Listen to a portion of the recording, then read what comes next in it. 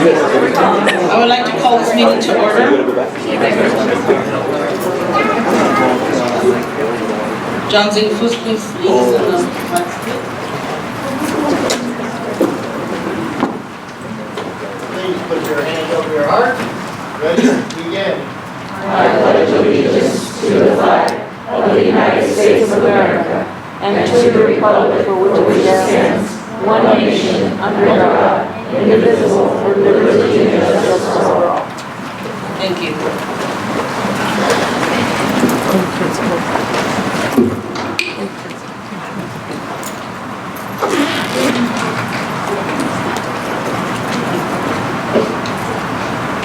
At this time, I would like to ask you to join me in holding a moment of silence to remember the victims of the shootings in Gilroy, El Paso, Texas, and Dayton, Ohio.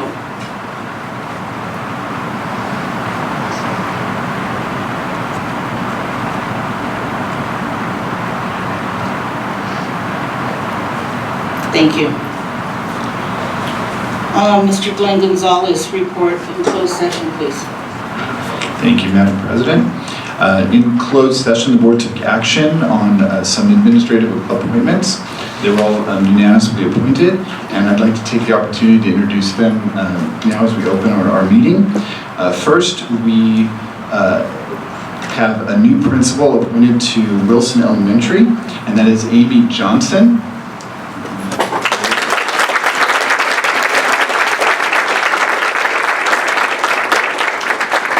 So Amy comes to us from Ontario, Montclair, where she worked as a teacher, assistant principal, served in the capacity of association president for the Teachers Association there.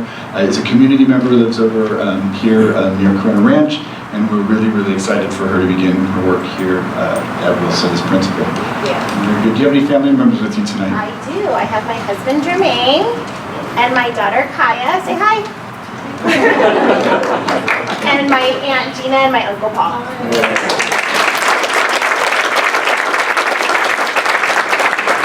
Welcome to the CNUSD family. Thank you. Also, we had, I'm going to introduce somebody who was approved earlier, but was in away on a family vacation, wasn't able to come and meet the board, but has been up and running as the new principal at McKinley Elementary. We have Patrick Wilkes.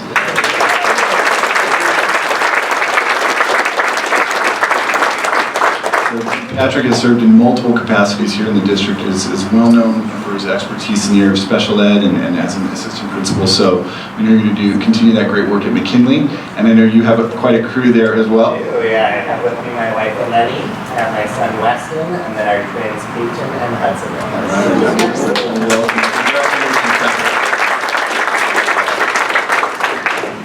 Now, since we plucked Patrick out of the AP role, we did have a vacancy both at Prado View and Cornita for the assistant principalship, and I'm very excited to introduce Stephanie Ford.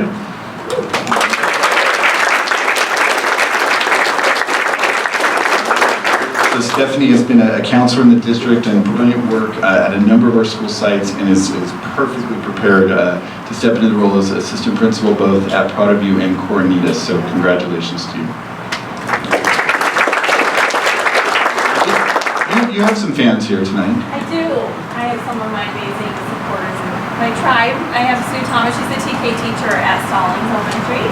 My former assistant principal, Patrick Wills. My principals, Dr. Jean Pruitt. My dear friend, former council colleague, Pamela Snow. My former AP, Sandy Verdugo, and my amazing coordinator boss at Student Services for Counseling and Support individually. Great.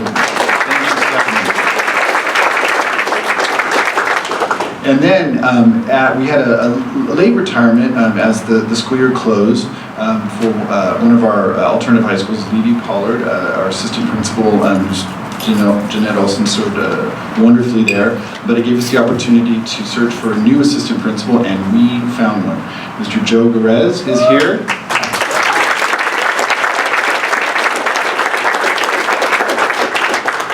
Joe's most recently served in the district at Auburndale in a number of capacities there, but has also has a wide-ranging experience both in the state, out of the state. We are thrilled to bring you on. We know you're a perfect match for Levy Pollard. You can do great work there, and I think you have you've kind of taken up the back row there. My beautiful wife Jessica is here. My daughter Jennifer, my youngest daughter Andrea, my boy Jack, and my oldest son Daniel are here with me today. Congratulations, Joe. And then we have, it's been a little bit of a season of late-breaking movements in our administrative ranks, but we did have a late retirement or resignation from Eisenhower Elementary. Ken Carson will be moving on from that position, and Sandy Verdugo is here this evening.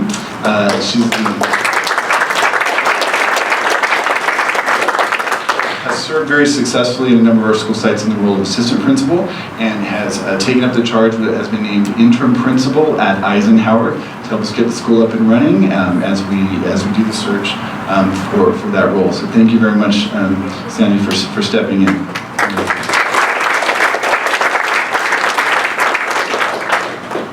And last but not least, we have an appointment coming up on the consent calendar later on in the evening. This is Ms. Kathy Lee.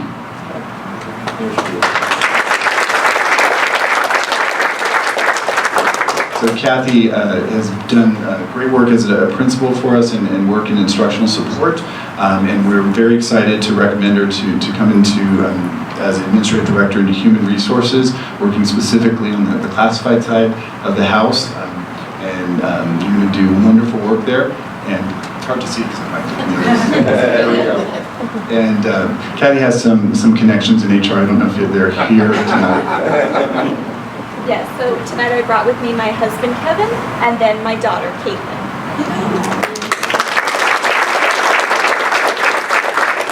Congratulations. Thank you, Madam President. Welcome to all our admin. You are in the best place ever.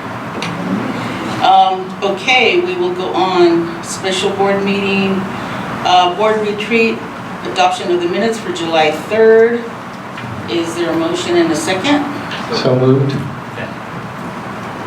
Okay, let's vote.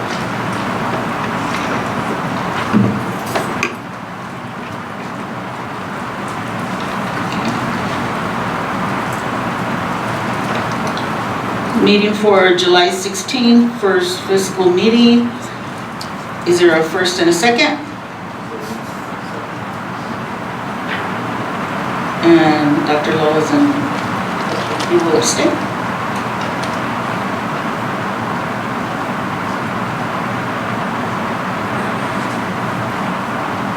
Okay. Special recognition, Dr. Buenrostro. Thank you, Madam President. We present a lot of awards and we say we have a special award, but I really like this award we're giving out this evening. It's the Student Artist Award that was won at the Laguna Beach Art Fair Festival. So at this time I'm going to ask Margaret Rosario, our student, to come up here and let's give her a round of applause and congratulate her.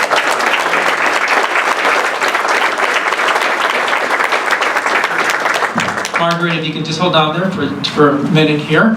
So that you know, Margaret is a student at Roosevelt High School and is coming into her senior year. And she was selected one of two winners at the 2019 Mixed Media Student Artist Scholarship Awards for the Laguna Beach Art Fair and Fine Art Festival. And if you know about Laguna Beach, it's been well known for decades about their art festival there. And Margaret is the youngest artist to ever receive this prestigious award. And Margaret will be selling her artwork, including lithographs, greeting cards, calendars, mugs, tile decoration at the festival in Laguna Beach, June 26th through September the 1st. And with that, I'd like to go ahead and extend the certificate that we have for Margaret and wishing her again, congratulating her and and thanking her for everything that she has done here in CNUSD. And I believe she's also wants to say a few words, but let me first hand her the award.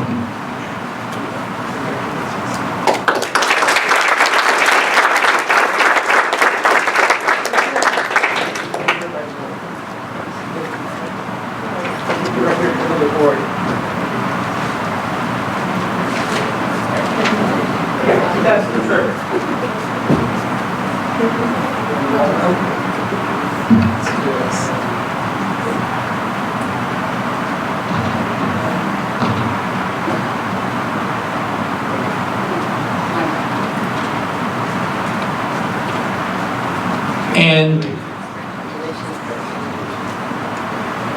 Margaret is here with us with her sister and her mom that are here to our left. And I think she wanted to say a few things that and has maybe a special surprise for us.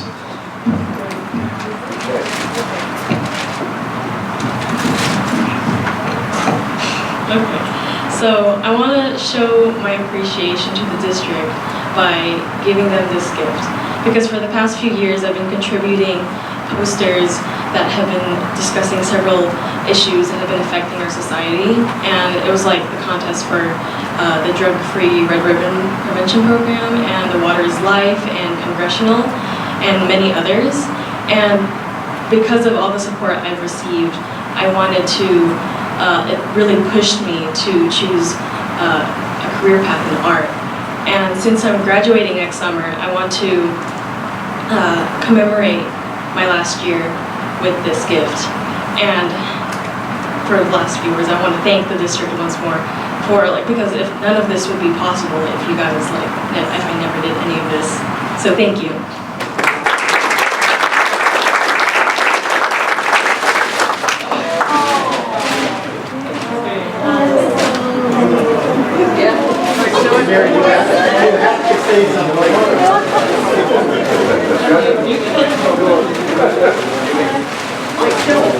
You can show it to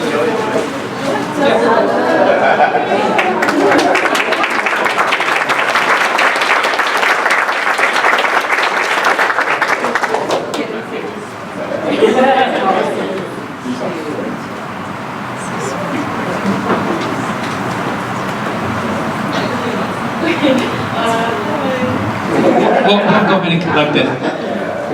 Thank you so much. We were just talking about new pictures in our boardroom, and I've been there for like 30 years. And we were talking about all of us bringing a picture of our dog or our cat or our horse. We have a picture now. That is so awesome. Thank you. That's beautiful.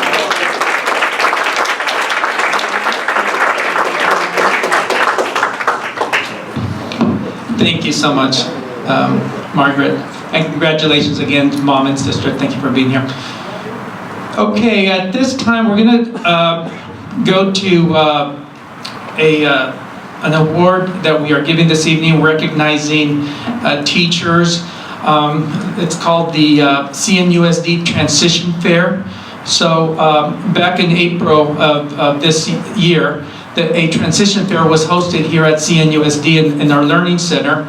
And it was a partnership between the jobs class teachers and workability staff here at the district. And the fair was really well attended. We had over 100 people that were here to gather and receive information for our students that have graduated and are moving on in their life.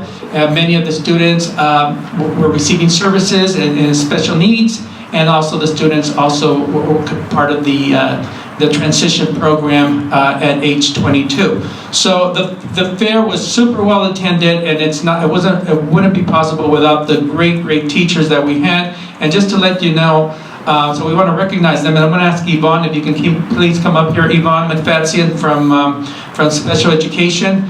And just to tell you, we have over 20 agencies that were here, from ABC Hopes to CNUSD Adult Center, to the Department of Rehabilitation, to the Inland Regional Center, to Job Corps, to Harupa Valley Water District, to Norco College, to Safe House, It goes on and on and on, and it wouldn't be possible without the hard work of our transition teachers. So with that, we want to recognize it this evening, and Yvonne, you want to say a thing or two? To Ben Restro for making sure that even though this fair was in April, that we recognize these teachers.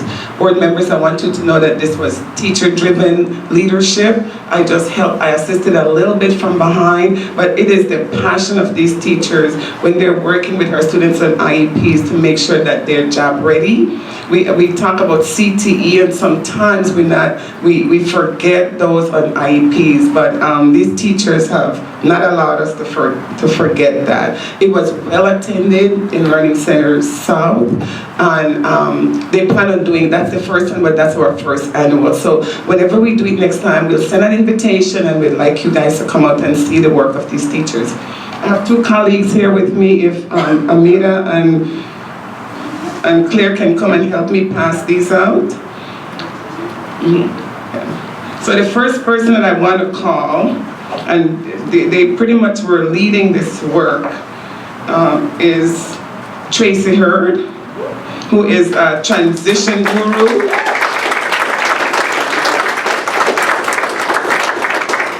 Shannon Trippy from Norco High School, another one who is relentless on making sure we don't forget kids on IEPs.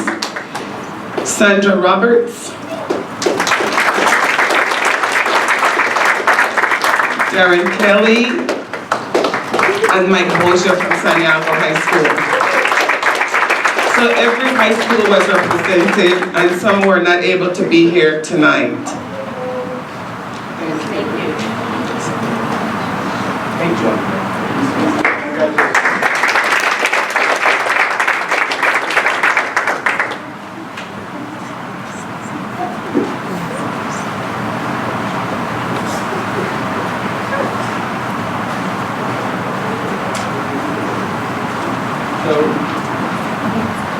Okay, moving on the agenda to item C.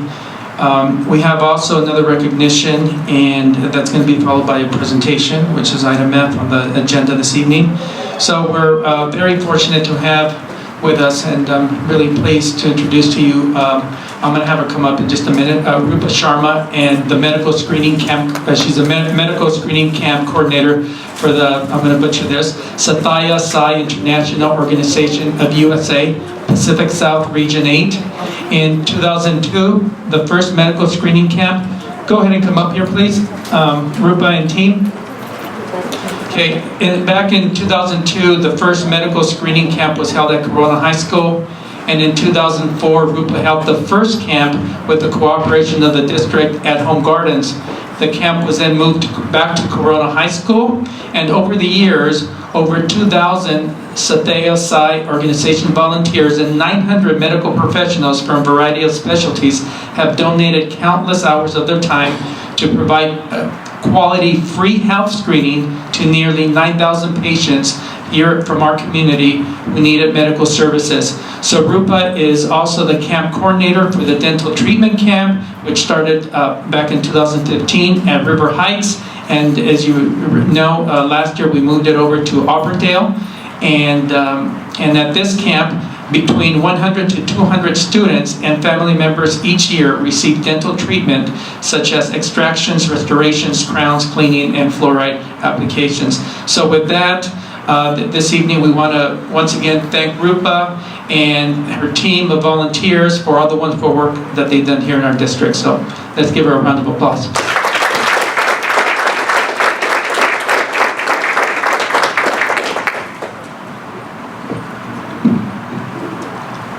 I really want to thank actually the team here who's standing. I want to introduce Dr. Patel from Hidden Valley Dental Group. He's the CEO of the clinic. And Dr. Tran from Transdental, who is a committed volunteer for the last 7 years. And Leticia Ruiz, who is our incredible partner with Clinica Medica Familiar for the last 7-8 years, or more than that, probably 9 years. Without them, there's it's not possible to run the clinic. So to me, honestly, this certificate actually represents everybody.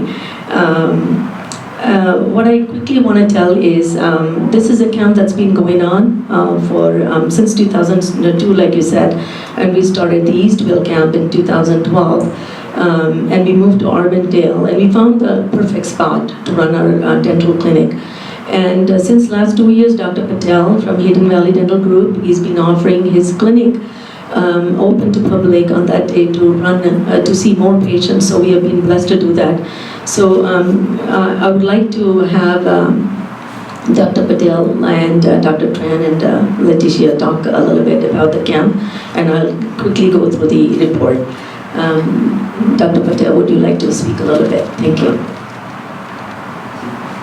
Basically, in the previous camps, we were just doing the checkups, and it came to me that just doing checkups, we are just pointing out what disease is. So ultimately, we had a great help from lots of dentists locally and from outside, and they volunteered, including oral surgeon, for a full day. We saw almost 50 patients, and we were lined up to do work, so it was really mental satisfaction to us and also heart, so really thank you for allowing us to do that.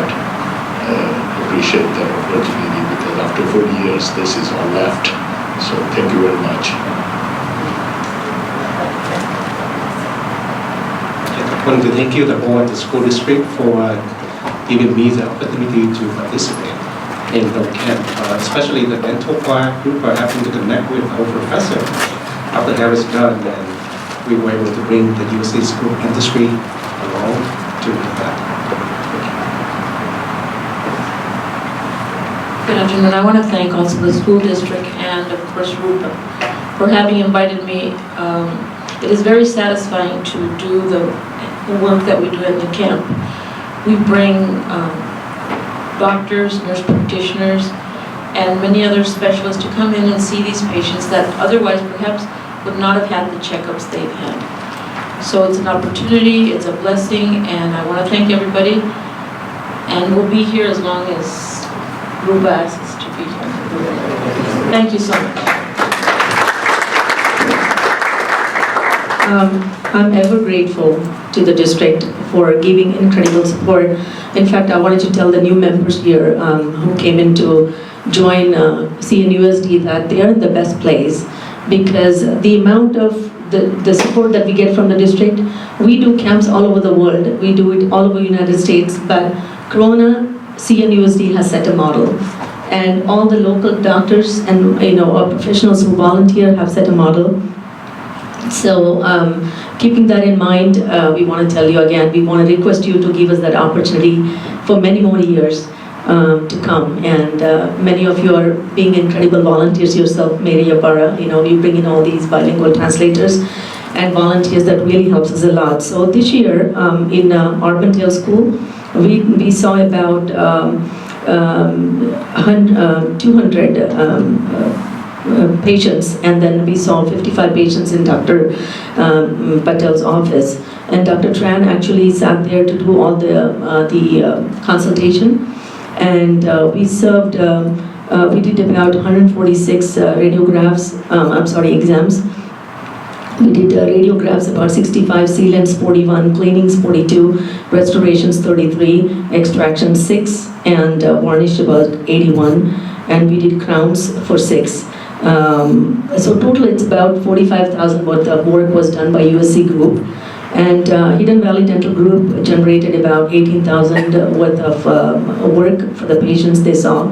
And Dr. Tran is priceless, I should say, because he does follow up, all year through. So we are very grateful to you for your help with that. And Leticia's clinic did all the immunizations and follow-up care, and also did the sign-ups for mammogram and pap smear. Coming back to Corona Camp, it's one of the largest camps we do for our organization in all of the United States. And here we saw 576 men and women on that day. We did about lab tests 856, cholesterol and lipid panel 428, blood sugar 443, hemoglobin 7, and PSA for men 12. And we did EKG about 45, urine analysis 11, bone mineral density, which is BMD 21, diet counseling over 125 patients we did.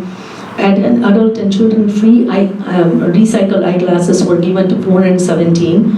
Immunizations for mammograms, 50 pap smear, 65, referral clinics over 95 were referred to Clinica Medica, and fluoride treatment done by Dr. Tran was about 200. The most important thing to understand here is it's not about the service we do. If we don't do it, patients are going to go somewhere to get help. My understanding of getting involved in this service is to better myself, to work egoless, and also work in unity with everybody. And that's what I constantly look for, is the transformation of heart. And it's not only in me, but everyone around me, and the school district, to the city, to every volunteer that comes in year after year. It's only because deriving joy out of it by giving, so we are actually getting a lot from it.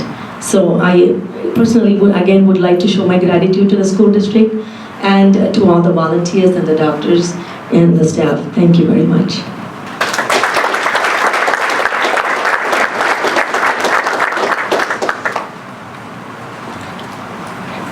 I'd like to thank Just wanted to actually also recognize Robin and Carol. They are actually, I call them angel behind the scene. They are the ones who put the whole camp together. So big hand of hand to Robin and Carol. Thank you for doing this year after year. Since 2003, we are involved with the district, and Robin has been involved, and since 2007, Carol is involved. So thank you very much again. I'd like to thank Rupa also for, I started since the first camp as PTA president. 2006. In 2006. I love it every year. It is, you go home and you're dead tired, but your heart is full because you are helping and you see, the families that come. And Dr. Tran has people going to his clinic even on Saturdays. He opens, if somebody needs something's wrong, they have an infection or something in their tooth, and they just call Dr. Tran, okay, I'll come in on Saturday. So thank you, and thank you to this dentist too that I met him last year. Thank you so much for what you do for our community, because our children are benefiting and our families. Thank you. John? Yeah, I just always find it, where'd you go, Rupa? Oh, and you flew in the back. I just always find it amazing that you and all the medical staff and all the volunteers that come, and I've been involved since the beginning as well, and it's always floored me how you're always thanking us. It's upside down. You help so many of our families, and now a lot of them have graduated. They've gone on and starting their own families. We've been doing it that long. So just true appreciation for the love and grace you show to so many. And I know you're a statistic woman, so I would love to see, since we started actually both camps, if we could do an entire breakdown of what it is, because I know those numbers are staggering numbers, and I think all of us, and especially probably Bill, we can honestly, because Bill being in the medical profession, you've literally saved lives. Even in the dental world, and you guys know this better than I, decay in tooth, can spread throughout the body, and it can be a deadly, so we literally are saving lives. So thank you for all your work. Truly appreciate it. But like I said, I'd love to see those accumulative numbers, because I know it's staggering. So thank you, dear. I'll work on it. Thank you. Thanks. Yeah, I would also like to say thank you. I know it's the day-to-day patient care can be grueling, and then to go above and beyond and volunteer, I know it comes from the heart, so I really want to thank you. I think it's so important for our community, We used to have I used to volunteer for the community, the family community health, and unfortunately, when the economy went south, so did that organization. And so to have this for our community and our students is so vital. So again, thank you so much for your contributions and for your generosity and for your compassion.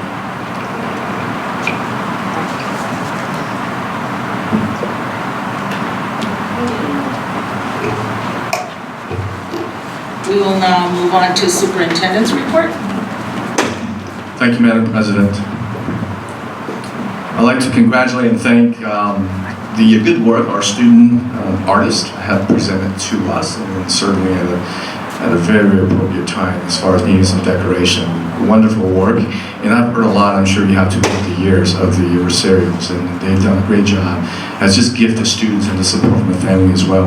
Our transitional teachers and staff, they left, but I certainly want to say thank you to them as well, and well-deserved recognition.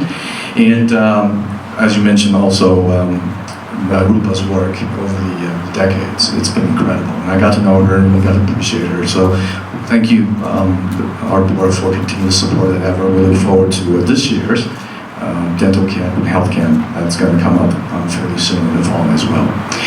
Had a really excellent starting of the week as far as leadership kickoff is concerned. As you know, we do our goal setting in the summertime. Again, thank you very much to our board, particularly to our president, Mrs. Barr, for organizing a very effective and productive board retreat in the summer with cabinet and myself. And as I mentioned to the board at the retreat, that once we gather this goal setting for clarity purposes, I share that with not only the process but also the goals with our management team. So that took place last Tuesday.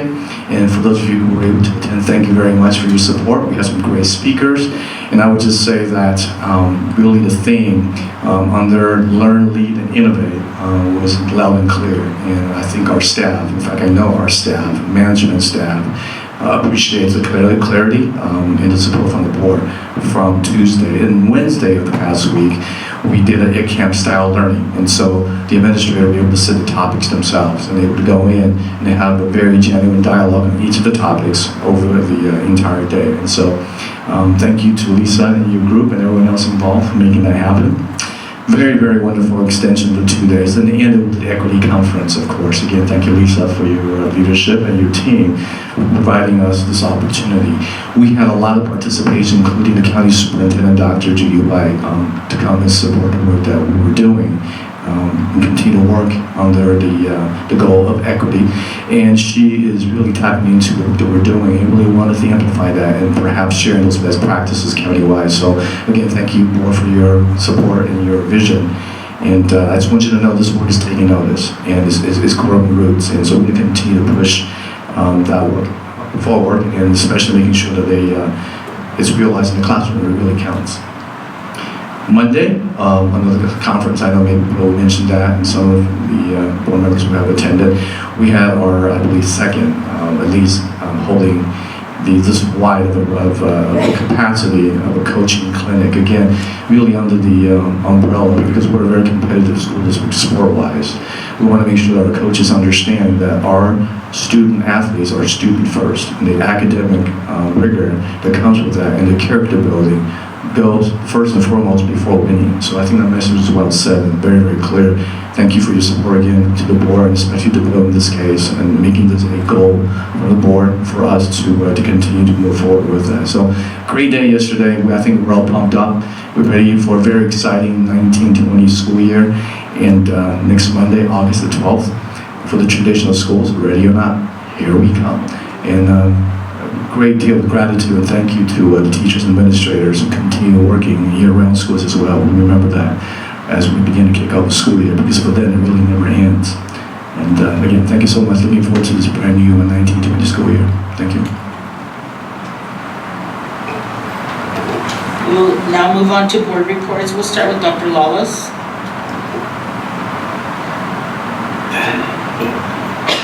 Well, it's in the school year. I'm excited to be here, and I'm excited to be participating and asking a lot of questions. And moving the agenda forward.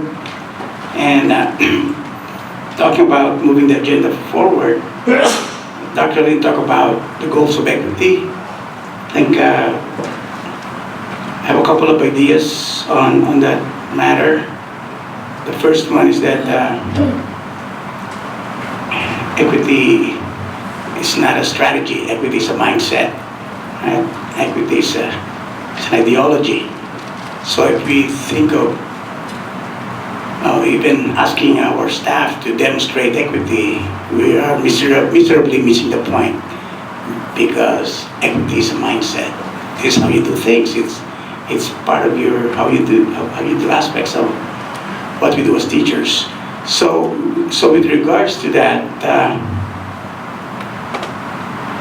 we talk about coherence. This is a coherent school district. But I think we have not incorporated our conversation of equity with coherence. And in fact, Michael Fullan wrote something about coherence and how to move the agenda forward of equity. And I think you all know it. You're all Fullan experts here. But he actually identified 8 factors that we have to meet if we want to do equity using coherence.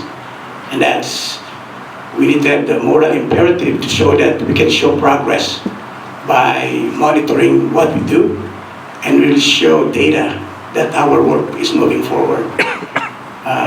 That's what he calls moral imperative. Otherwise, we're not doing coherence. Also, coherence is not just from the top, but also from district-wide. So I'm looking at site by site, school by school, to really do coherence. But he talks about district-wide system change, not just us talking about it, but our school teachers, parents, staff in the classroom talking about it. Talking the walk. That means you can talk to anyone in the school district and they can talk about it. So I don't know how we are at this moment in terms of our coherence aspect. So I'll be looking forward to how we can really get coherence moving in connection with our work with equity, because the think tank is really moving forward. We developed a policy, and it's just a matter now of implementing it district-wide, not on the policy level, but on the classroom. This morning, I emailed everybody a copy of Effective Professional Development, put together by Linda Darling-Hammond from Stanford, who is, I think, currently the chair of the Commission on Teacher Credentialing, who was also an advisor. She was gonna be the Secretary of Education that Obama chose, Duncan. So she's a big name, and so she talks about effective professional development, and it talks about, again, side by side, and it should not be a one-stop drive-by workshop conference. We do a conference, there's no follow-up. It's gonna be there should be a sustained effort so that we can measure how the teaching practices change and how it leads to student outcome. And I was reviewing our dashboard, and I'm excited to see that each school site has demographics, have expulsion rate, has achievement gap. So we've done the basic logistics to be able to do side-by-side discussion about equity and really narrowing the achievement gap. Because if we talk about it on the policy level and not on the classroom level, I think we're really missing the point of equity and coherence. The other thing I want to talk about is I want to thank Dr. Bunrostro and Dr. Lisa Simon for facilitating the work on equity region-wide. I'm getting some phone calls from school district wanting to guide the writing of their policy on equity. I said, no, we're on vacation. No. So, but they're very, very interested. And I know Dr. Lau from Roosevelt, they did a good job talking, and Dr. Lin was there. Dr. Pedrosto, Dr. Simon was there as well. Let me see here. The last point I want to make is on the Satya Sai Baba Organization of America. You see here a group of professionals who are immigrants, right? And so I think that speaks about diversity and how rich our culture is, with a mix of people and from other nations contributing to the development of our society. Just wanted to make that comment. Thank you.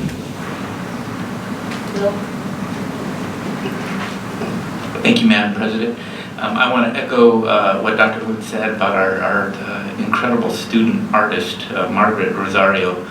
And as I was walking, just kind of talking to people before the meeting, just her energy, her excitement, and her sister and her moms, it was very enlightening. And so I again want to echo your comments on that. Also, I wanted to mention the summer school graduation that Ms. Mariqueen and Ms. Ibarra and I attended. And that's just so great. These students worked extra hard to reach their goal, and so that was just a time of excitement. So that was exciting. As Dr. Lin mentioned, the Coaches Clinic, which is near and dear to my heart, so I want to thank everybody who helped organize this and get this going, especially the assistant athletic directors who really stepped up, and to have an NFL Hall of Famer talk, and I think really engage the coaches, and our second speaker, and his name is Paul. There were so many coaches who said, every teacher needs to hear this. Very engaging, and so got a lot of good feedback from the coaches, and I think they appreciate having this time. Our students, again, it's a mindset, as Dr. Wallace had mentioned with equity, and our students and our student athletes, they will model the coaches. So if the coaches are reacting negatively to, let's say, a bad call or a call that they disagree with, and maybe their actions, our students are modeling that. They model our parents' behavior, and they model their coaches' behavior. So I'm just so glad that we're on the forefront in trying to help them educate our student athletes. I had a question, I'm not sure who to direct it to, but it was actually brought up yesterday from a couple of coaches there regarding stipends for the stunt and cheer coaches. Evidently we've lost a couple of coaches in the district, and it does not sound like there's a stipend, so I just want to know, I mean, now it's an official sport, and so I want to look to see what we can do to make sure that the hard work they put in with the stunt and the cheer teams, if there's a stipend available. And then lastly, I wanted to, last night we had a public meeting in Temescal Valley, and I really want to thank John Bondriska and Alan Giles for, it was for the 7-Eleven committee on the property. And I'm sorry, I'll wrap this up, but while there, you could tell the emotion of the residents with having to deal with the traffic and not having a school, and some feelings of going back to Measure U. So I would want, if possible, and I know we've done this in the past, but if we can do a study to see exactly how much it would cost to make that land that we own where a school can be on there, not to build a school, but to get the land ready for a school. If we can have numbers for that, I would appreciate that if we can do that. And also I want to reinvestigate busing for that area, extending busing. I know that we've talked about it in the Temescal Valley Education Committee, and a few plans were brought up, but I haven't seen anything presented to the board. So I want to look at that, because the traffic is horrendous. Anybody who has to drive from Temecula, Murrieta, or Temescal Valley to Corona, understands that. And so I just don't want our students, there's enough anxiety and stress and depression. I don't want them to have to be on the freeway for 45 minutes. Thank you. Sorry for running over. Good evening. I'm so excited that I'm now able to go out and visit schools. And so Mary and Dr. Lynn and I have visited some of the year-round schools, and I am seeing equity going throughout. The teachers are fabulous. They're excited with the students, and I know this is going to end soon, and then they'll start another group. But however, we visited Rosa Parks, Reagan's, and Harada. And on Thursday we'll be visiting Eastvale. So we'll eventually get to every school, but now that they're in session, it was this great opportunity. And I was really pleased to see that we've inducted VAPA. And I saw this program going on in one of the classrooms. We also are excited about the fact that they will be bringing PE also to the elementary students. So again, they're going to have this other aspect where they can do performing arts. They can also get their bodies out there and exercise and give the teachers a time to work on curriculum. So those are great things that we're seeing. I saw a lot of DLI classes where we have a lot of diversity in there. Not just one type of student, but a variety of students doing some wonderful things in Spanish, as well as the teacher allowing the students to lead the conversation. And now the teacher is a facilitator, which is the idea of, or the new concept of education. I also was attended with Mary and Dr. Lynn and the rest of the administration at the JFK Administrative Service to lead, to learn, to innovate. And they were all given the charge of making sure equity is done in all of the classes. And so I was really excited about the speaker who mentioned that we do have to develop a mindset. And that mindset was to make sure that we just don't learn, but we do. And that was the main principle of his presentation. Wonderful man who has, he had, his arms were not fully developed, nor was his legs. But he was a professional, I guess an Olympian. He was an Olympian tennis player, amazing. So he goes out with this message saying that, again, equity for everyone, make sure that we develop this mindset that we can make sure the kids get what they need in order to succeed in life and not to give up.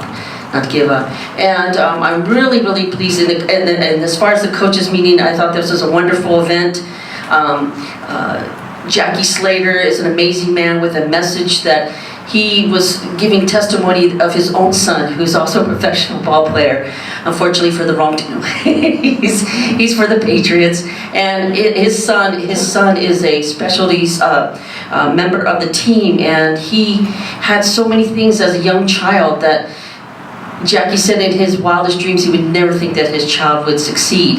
And so with the education that he received, he had eye problems, he had leg problems, he had all breathing conditions, but now look at him. He's very prosperous in what he's doing. And the last thing I want to mention is I'm excited that in Eastvale we've now established a committee, and we're looking at how we can build up the communication with the managers group in our area, and we will continue to do that and let you know the progress as it continues. And so we're looking at, again, making sure that we have equity going throughout and that all the communities are being blessed and listened to and understanding. Thank you.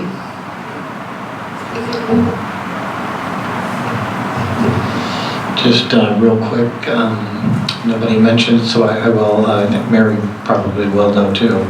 Our new teacher induction was this morning, and we had 42 new teachers, and Mary had a great stat she shared in her talk that, you know, and before I say this, you keep hearing teacher shortage, and I think the number you had quoted was like about 600 applicants. We don't have a teacher shortage here, and it speaks to truly everyone in this room, and the work that is done within this district. People want to be here. Other districts are struggling for teachers, but we're not. So kudos to HR and everyone else on that. And then I think 4 of us yesterday did, in addition to the coaches clinic, which was Bill, great idea, because we should be proud of what our coaches do. And if you think about how many times the county is here, not at our level, but the county comes and recognizes our students as the top in the entire county. I mean, we get it multiple times throughout the year. Well, that plays back to the coaches. So grounding them in the equity and understanding that, I loved how you said that, Bill, the behavior, the modeling is absolutely true, and that goes into it. And yes, we all want our teams to win, but first and foremost, the academics. And I love it when our coaches come up, and none of them are in the room now, but when they come, and that's one of the first things most of them say is the academic part, which is, it's a flip from when we all went to school, because it was all about win. Who cares if the guy passes his classes? Well, that's not the way we do it here, and we do it the right way. So I appreciate your suggestion on that. And then we did just an incredible tour of the new STEM building, the E-STEM, and wow, I mean, it's I wasn't the only one that was blown away. It was just incredible, so much more than I think any of us had ever imagined. So I was just pretty proud. Yeah, I mean, I think I said it to a few of you, but I think we could put this against any high school in America, and quite frankly, I think we'd win out. But we'd have to find an equal. I think we'd have to go to university level, really, to find the equal of what we have in that East End building. Just amazing. So very excited for the new year, and Mondays are coming. So thank you. Thank you.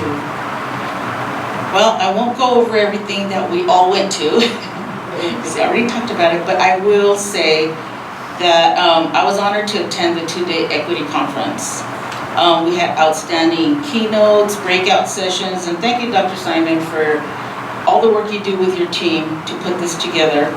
And also, thank you to Philip Saxena. He's not here, but once again, he rocked it. It was great. And I think what makes me the most proud is when we know what we have here, we know how great we are, but when Dr. Judy White, our county superintendent, and Dr. Ursula Reveles come and just say, man, you guys just knocked it out of the park. And Dr. Ursula Reveles came 2 days. She was only coming 1 day, and then she goes, wow, can I come back tomorrow? I go, yeah, we'll get you in. So, I mean, she loved it. And she went to class, breakout classes, and she says, you guys need to teach the other districts. And I said, yeah, we're good that way. But anyways, so thank you so much for doing that, and it was unbelievable. Also on last Thursday, I was honored to be the MC at Dr. Pedro Garcia's Celebration of Life. He was one of our superintendents from October 3rd, 1994 to July 13, 2001. Yes, I was not on the board when he was here, so I saw Dr. Garcia in a different light. I was the PTA Council President, and he was amazing to us. I can't say how the board, how he interacted with the board. I just know how he interacted with parents and with our PTA, and that's what and I just want to say Dr. Garcia did make a difference. Every superintendent plants a seed, and the next superintendent reaps what the last one sows. And that's why we are such a great district. We've had great superintendents who have led the way to our success.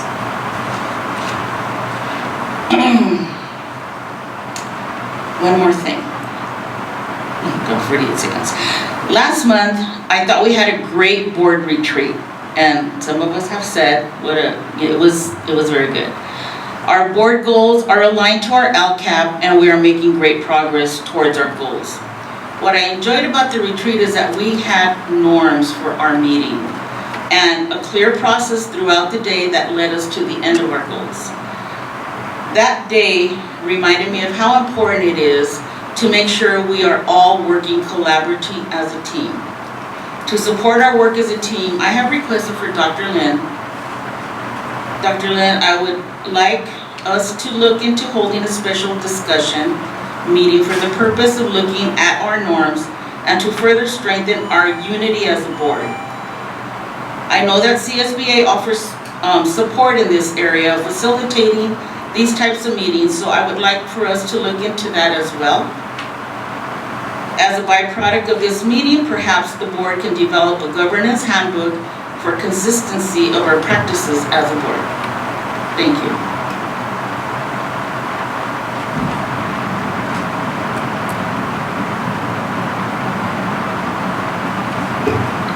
Okay, CNTA called. They were not able to be here tonight, but I see Ms. Lorena.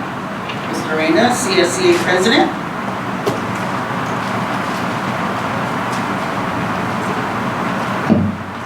Good evening, President Ibarra, board members, Dr. Lynn, and Cabinet. I hope everyone has enjoyed some summer relaxation. CSEA Chapter 369 looks forward to starting the 2019-2020 school year with enthusiasm and unity. We will continue working on the job study, which we are very close to completing, and we just need the last exhibit. We have the paraeducator reorganization and our negotiations to complete. We look forward to working collaboratively, and we are confident that we will once again be able to work together for the betterment of our members. Thank you.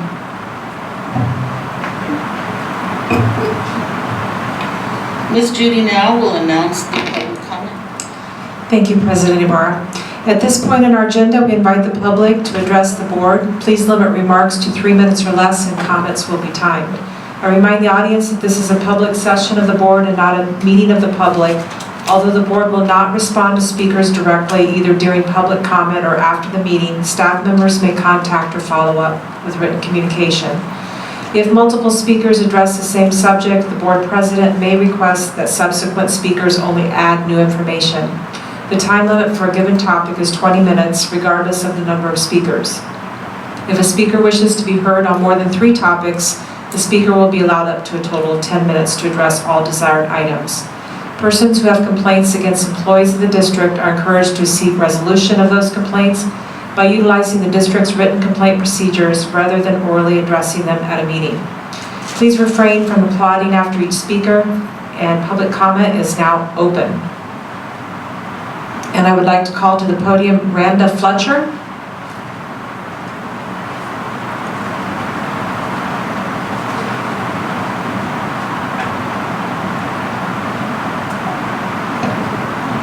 Good evening. My name is Randa Fletcher, and I'm the proud mother of 2 wonderful boys named John Riley Fletcher and Jake Fletcher.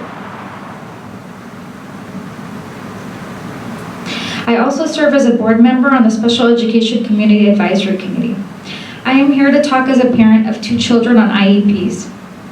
Riley, which is the first child I showed you, has autism spectrum disorder and a speech and language impairment. And Jake is also possibly has dyslexia, but documented a specific learning disability. We are currently having difficulty removing an aide from an NPA due to the following issues that are occurring at Harada Elementary School with my son. 1, new behaviors are him hitting his aide. 2, aide is crying every time he hits her and in front of my son. 3, aide is unable to help de-escalate my son with the following behaviors: verbal protest, eloping, dropping to the ground, crying, and now the new behavior, hitting. We have reached out to the Special Education Department to remove this aide and provide proper support. They gave us an autism program district aide for July 31st through August 2nd and stated we have to send Riley back to school with the aide that is crying on August 5th. Riley, in fact, did great with the autism program aide for those 3 days. The 4th grade teacher even sent an email stating the aide was, quote unquote, a miracle worker. The MPA has given us a new aide for half days in the afternoon, but will not give us a different aide for the morning sessions Monday through Friday. We have asked the special education department to please give us back our instructional aide provided by the district, whom was highly experienced and effective with Riley's behaviors from TK through 2nd grade. District is refusing requests to bring back the aide due to retaliation. District is refusing to provide any other MPA aide from any other agency they contract with to help until ABSI provides an aide to give proper supports for Riley at school. Riley has currently missed school on 8/5 from 8:25 to 11:50, and today 8:25 to 12:50. Tomorrow will be the same. We have to work around the schedule of the new aide to bring Riley to school. We want Riley at school. We need a new aide. Why do we have to battle the special education department with everything? Why can't the special education department pay attention to the needs of the students? Our special education department should start working hand in hand with parents instead of litigating against us. We need support. More and more children are transitioning out of SDC classes and being fully included in a general education setting with a lack of support from special education. I'll just be one more, like 10 seconds more. Lots of teachers and admin are being left to fend for themselves to figure out how to help the children be successful in a general ed environment. This has been a problem for us with our son year after year. We need collaborative teams, we need adapted curriculum, we even may need flexible schedule like the hybrid school of innovation. We just need some help. Thank you, the time has expired. Okay, thank you.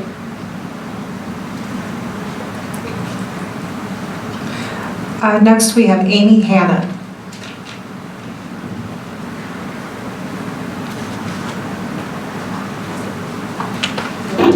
Good evening, my president and the cabinet and the board members and everybody here.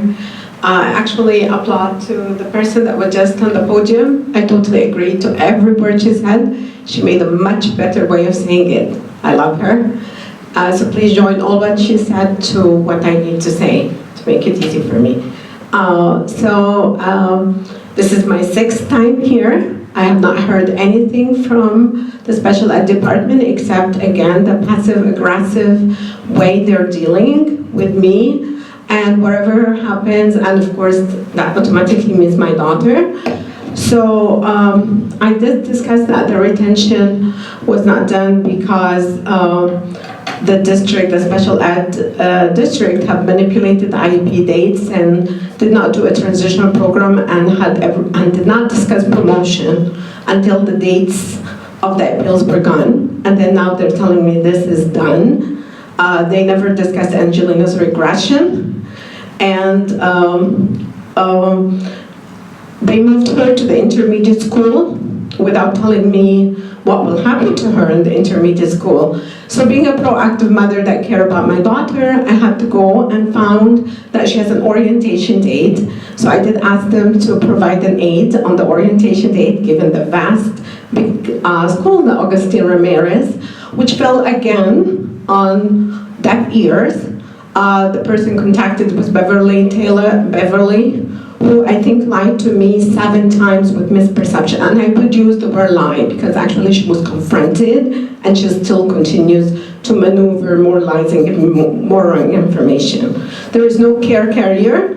I did meet to say, well, there is nobody. This is the safety of my kid who has visual impairment, who has, yes, mild autism, and who has cerebral palsy, and will be slower than all the other kids walking. But not only that, they did not know anything about her accommodations, even going to bathroom breaks in 4 hours of orientation. Not only that, it was requested that I could not go with her in the small groups, even though I said this is so much for her. So she had what we call a meltdown because she has apraxia, and with her autism, with 10 new kids and a 7th and 8th grader, and did pull the hair of one of the kids, which she never did. And of course, my kid had to leave and I had to leave. So supposedly she should be going to school, not that I agree she should go to the intermediate. I really believe my daughter should be retained, given that the school teacher took her off her large print books and curriculum and dropped her to instructional level without parent agreement, leading the year to pass by. But not even that. On the 4th grade, this happened the same. They retained the retention. Second one, they gave me saying that no, we're not going to do it because the school teacher miraculously knows that my kid puts the best effort. So she gives her an effort O+ and a D in everything else. But I like what you said about helping our students to reach their highest potential and giving them the support they need. Thank you so much. And next we have Peter Atwood.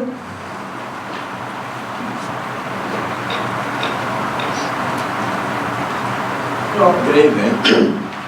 We've already heard from the others, and I suppose that I'm just sort of saying I'm Ed. And what I have to say is by way of review, because it's all been made known to you, the principal stuff I'm talking about. I have 3 little kids that I'm working for. I've got a bunch of kids I'm working for, but these are the 3 that it's the most appalling situation. As you know, one of them, in the presence of the other 2, was assaulted by a teacher at Riverview Elementary, so that there were bruises on the boy's throat over 2 hours later, which were photographed. And the district investigated and thought that was just fine.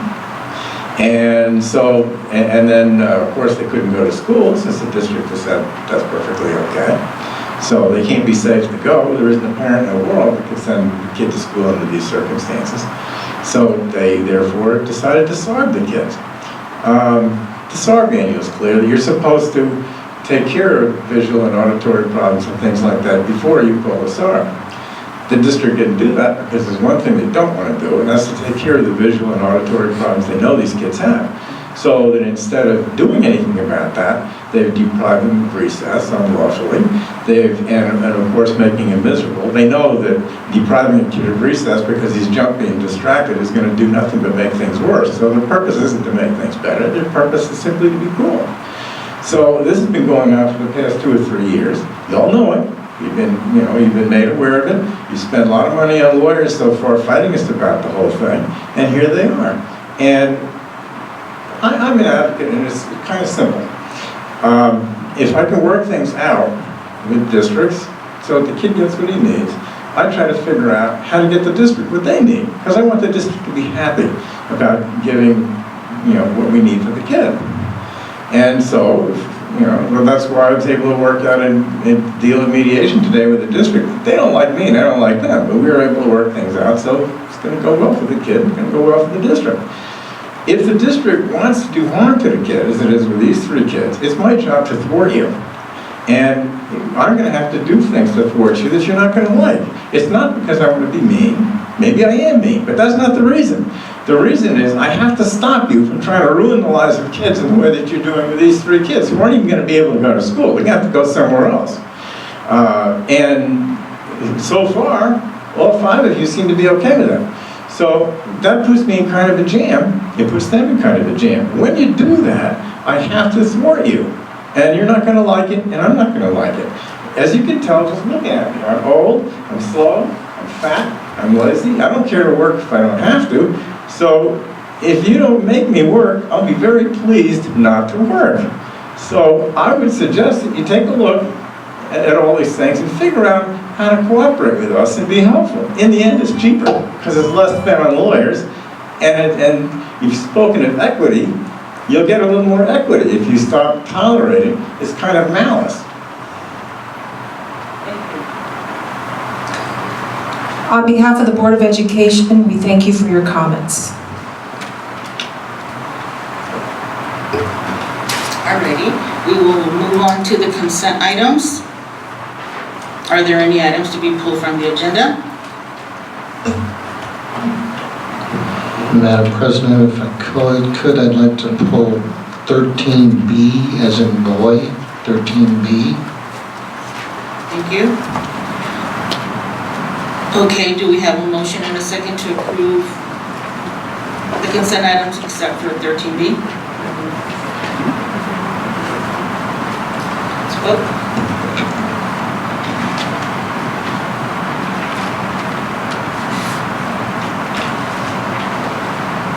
Okay. Mr. Z? Let me... On behalf of the board, district staff, and students, I'm pleased to acknowledge the very generous gifts and donations just officially accepted by the board. The contributions of the community members are greatly appreciated. Thank you. So my question, I guess would be for Dr. Benostro. Just looking at the cost and what that's gonna, you've got a pretty good explanation here, but if you could just flesh it out a little more. And then I guess before you answer, my understanding is we weren't going to be doing as much on the PBIS. Maybe I misunderstood that, so that's the reason I wanted to pull this, to maybe flush this out some more, because it is a pretty large chunk of money too. Yeah, thank you, Mr. Z. The item B is asking for collaborative learning solutions assistance. We've been working with them now for 5 years. And as you know, now the 6th year of LCAP, and they've really helped us with PBIS implementation in the early years. And I say in the early years because at this point, the word that we are using and is being used in the industry is MTSS, Multi-Tiered System of Support. So PBIS is a component of that. This all goes back to the 2012 federal case that basically came down that schools, because of the disproportionate suspensions, as you know, for certain groups, schools across the nation needed to implement other means of correction. So other means of correction, we have used PBIS here extensively. It's not required per school site. A large number of our school sites have used it. So where we are at today, we have of the 50 schools, I'll exclude adult ed, but of the 50 schools, a vast majority of them do use components of PBIS. But it doesn't have to be called PBIS. But the important thing is that we're using collaborative learning solutions, because ultimately what we're doing here and what we've been doing is providing capacity or providing opportunities and training for our teachers, support staff, administration, parents, students to work together at each one of our 50 sites and collaborate and come up with a system, multi-tier system of supports that works for that site. So collaborative learning solutions has been coaching and providing. This also includes pulling out teachers and providing subs for teachers, and we're looking at 40 plus schools now in year 5. And by the way, we are doing, while this has been a tremendous effort and it's had its bumps and bruises along the way, it's work that needs to be done. And I think ultimately it's about building capacity at all of our school sites. And what I would really like to see is, so we have this tonight on the agenda, as we move forward.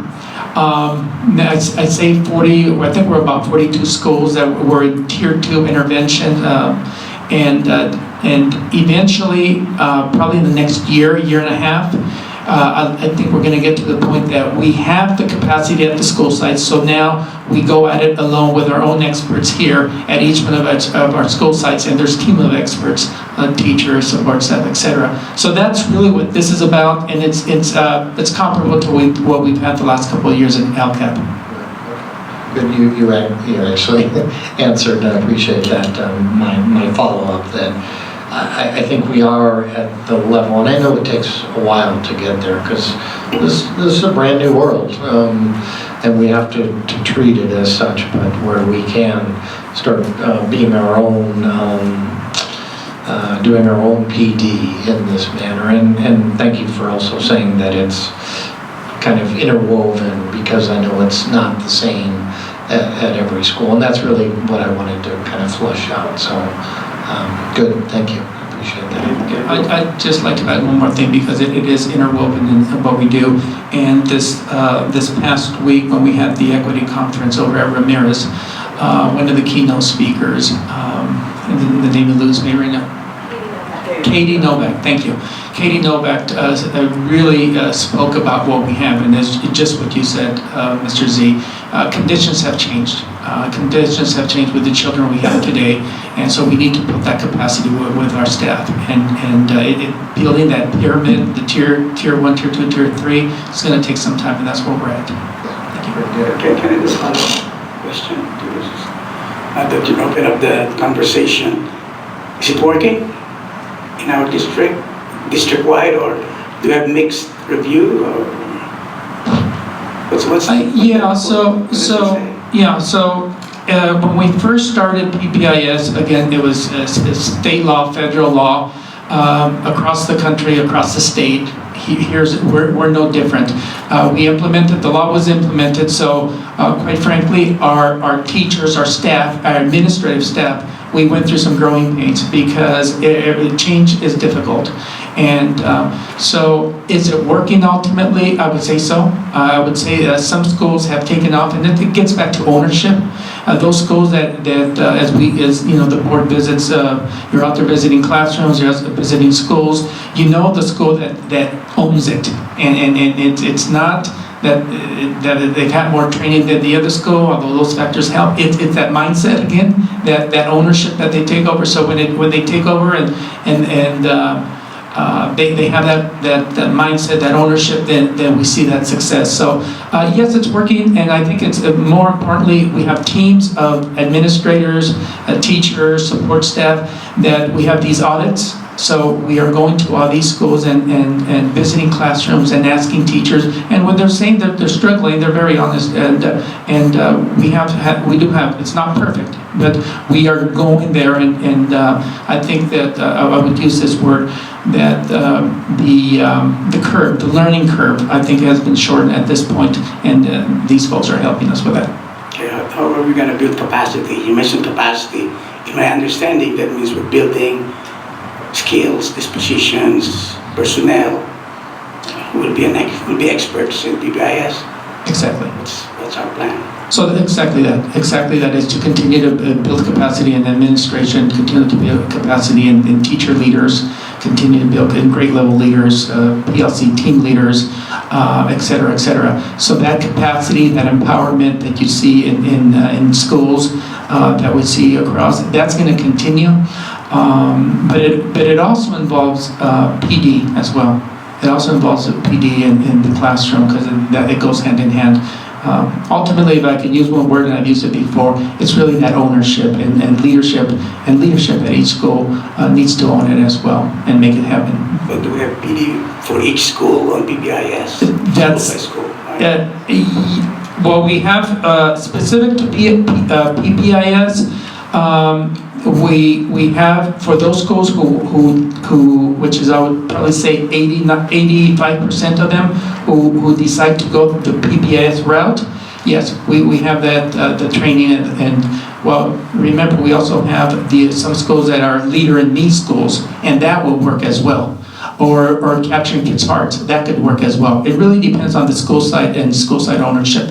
Again, the key thing is other means of correction, so that we are looking, how are we dealing with kids today, instead of quickly suspending them and putting them in ACP or sending them home, that they're just going to sit there. So the approach, the mindset is different today. Okay. Politically, do you have a buy-in from the Teachers Association? My short answer would be yes. We all saw in the spring that Chris came up here and mentioned the concerns that they had, and the concerns have to do with systemic issues, clarity, some of those things that we go through with growing pains.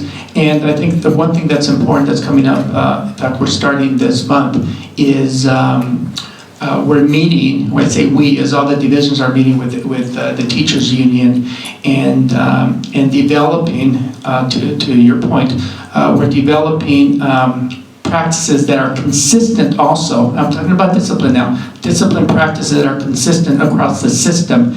And that's something that we've learned from, in fact, from these folks, from Collaborative Learning Solutions, that they worked with other districts across the country. And they mentioned that they will assist us and we'll work with the union and come up with it collaboratively. But so we have discipline practices consistent across the 50 schools, and that's an important piece because right now it has varied. So that's one step in the right direction, but we have meetings set up throughout the year. Okay, looking forward to it because what I hear was all praises, no discipline, no consequences. And so if we're on the right path, if we are involving some of the discipline aspect of it. Absolutely. Okay, thank you. All right, I move that we accept 13B. Second. Okay, let's vote.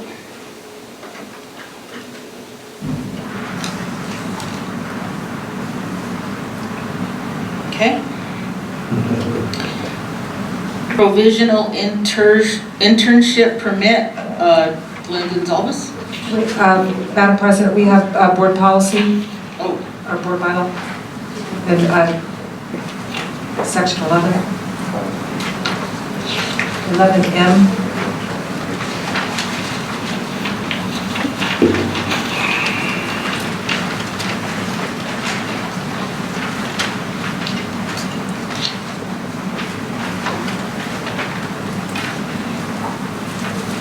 Okay, I will call on Judy now.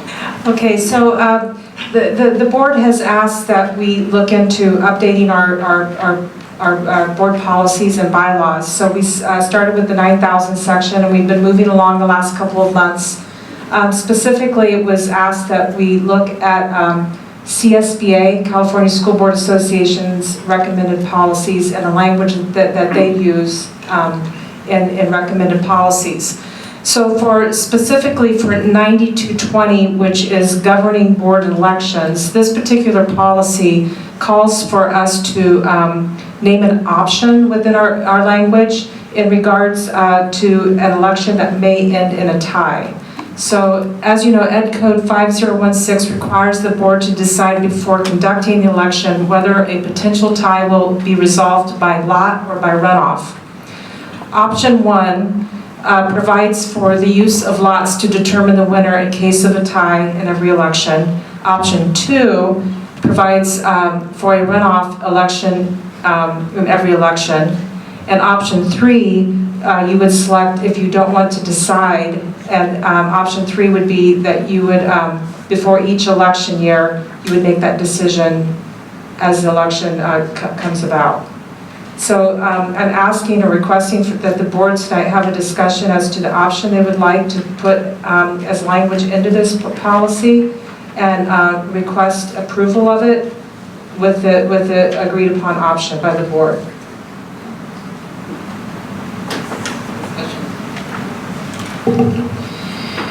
I would prefer option 1 over the other 2. When you have another election, it is very costly. And you're talking about up to 20 grand to run an election, perhaps, maybe even more than that. And so, again, this would cause maybe another tie, and then another election. So, with option number 1, we will have something that we can do very simply, and that will not require a large amount of money. I would concur, and this kind of falls in line with how we do it for an appointment. The candidates would come, in this case I'm assuming it would be 2, or would be 2. I can't imagine you'd have a tie for 3, but so that would really be weird. The fact you're going to have a tie is, the likelihood is very, very unlikely. If we had that, I'm going to play the lotto, but they would come before the board to the podium, and at that point the board would technology side, but I absolutely agree with you, Lisa. Just the cost, and I think that 20,000 is on the very conservative side. Because it's a developer district, so it might not be, well, it'd at least be that much. So that would be my druthers as well, option one. Any further questions? I move to approve number one.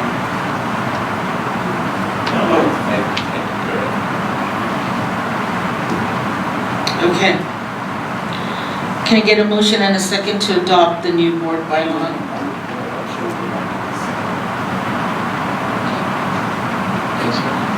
Nope.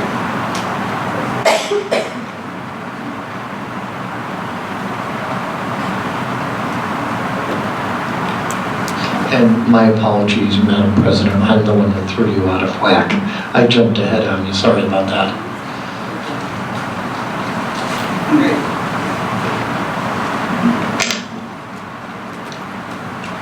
Mr. Glenn Gonzalez, your turn. Thank you, Madam President. So as we're getting ready to open school, our traditional tracks next year, we are quickly coming to fill all of our positions.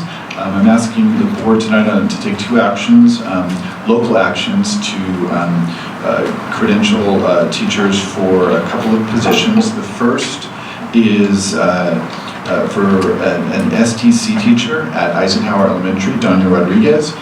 She is awaiting, she's a homegrown product of the district as well as a long-serving classified member who took advantage of our partnership with NYU and has completed the course successfully and is awaiting her licensure from the state of New York that will be transferred to California.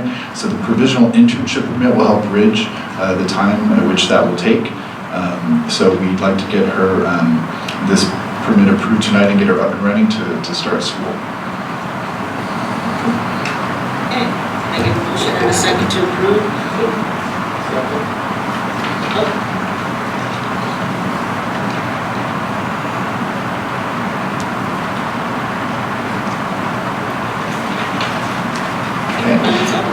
Yes, and the second action tonight is for a teacher that we've hired for Roosevelt High School in the dual language immersion bilingual program, working as a Spanish teacher. Ernesto Rangel is fully bilingual and has just a couple of assessments to take to finish up the BCLAD that's required for that work. So this waiver that you approved tonight would allow him again to begin working right as the school year starts, and as soon as he completes those two assessments, will be receiving his BCLAD fully credentialed. Great. Can I get a motion and a second? Motion. Vote.